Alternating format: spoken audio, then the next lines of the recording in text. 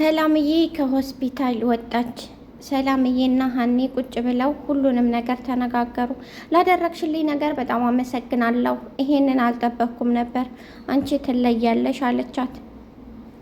ሀና ምንም አላደረግኩም፣ ፈጣሪ ነው ያዳንሽ። ፈጣሪ ደግሞ እሱ ሁሉንም ነገር መሀሪ ነው አለቻት። አሁን እናትሽ ሁሉንም ነገር ማወቅ የለባትም። ስለዚህ ጥንቃቄ ልታደርግ ይገባል። እናትሽ ካወቁ ችግር ነው። እኔ እንደበቁ ብለው ከስራ ሊያባሩኝ ይችላሉ። ስራ ደግሞ እኔ ያስፈልገኛል አለቻት ሀኒ። ሰላምዬ ምንም ችግር የለው፣ ዶክተሩ እስካልነገራት ድረስ እኔ ምንም ነገር አልነግራትም። ምንም የሚያሳስብሽ ነገር የለም ማለት። ሰላም ሰላም የቻናል ቤተሰቦች እንዴት ናችሁ? ሰላማችሁ ብዝት ይበልልኝ። እንግዲህ ሰላምዬ ከሆስፒታል ወጥታለች ማለት ነው። በጣም ደስ ይላል። ተሽሏት ከሆስፒታል ወጥታለች።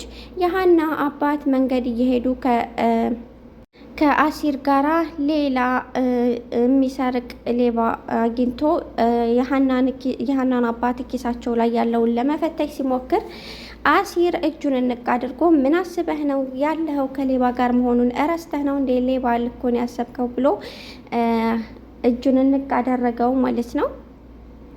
ሀንዬ ሁሉንም ነገር ለሰላም ነገረቻት። እንደ ደም አንሶሽ በጣም ከባድ ሁኔታ ነበረ። እኔ በጣም ፈርቼ ነበረ። ህይወቴ በጣም ጨንቆኝ ነበር። ዶክተሩም እምቢ ብሎ ነበር። ነገር ግን ፈጣሪ አዳነሽ አለቻት። የሰላምዬ እናት ሀናን ይቅር በይኝ አለቻት። ነገር ግን ምላሴ ይቅር የሚባል ስራ ስላልሰራሽ በጭራሽ ይቅርታ ልብ ሊኖር አይገባም አላት። ሰላም ምንድነው የተፈጠረ? ሁሉንም ነገር እንድትነግሩኝ እፈልጋለሁ አለች። ምንም የተፈጠረ ነገር የለም፣ አንዲት እናት የምታደርገውን ነው ብላ ሀና ሸፋፈነች። ሰላም ግን ሁሉንም ነገር ማወቅ እፈልጋለሁ። ምን ተፈጥሮ ነው? ሀናን ምን አድርጋት ነው ምላሴ ያለችው? ምላሴ ሁሉንም ነገር ነገራት። እናትሽ አንቺን ለማዳን ሀና መሞት አለባት፣ አባትሽን አድንልሻለሁ እያለቻት ነበረ። በጣም ደነገጠች፣ አንቀጠቀጣት፣ አዞራት።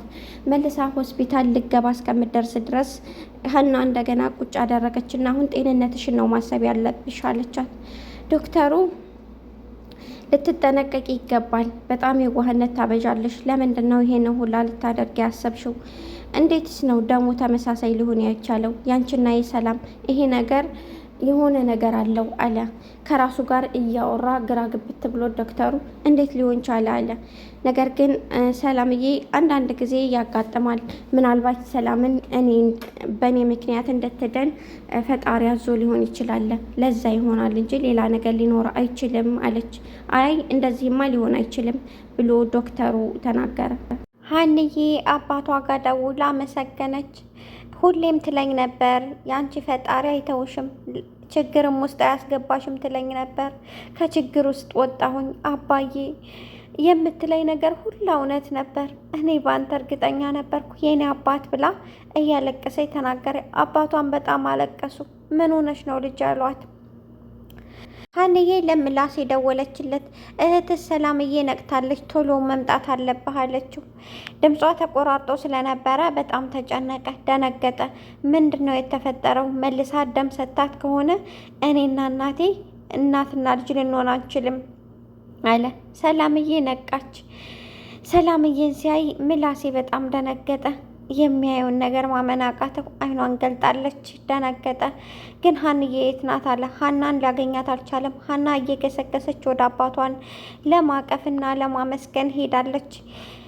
ሀንዬ ሁሉንም ነገር ለማድረግ ወስና ነበር። ደሙን መልሳ ልትሰጥ ወስና ነበር። ነገር ግን ፈጣሪ ረዳት። ደሟን ከመስጠቷ በፊት ሰላም ነቃች። መልሳ ደሟን ሰጥታ በሆን ዶክተሩ እንደማትተርፍና እንደምትሞት ለሰላምዬ እናት ነግሯታል። የሰላምዬ እናት ግን ምንም አልመሰላትም።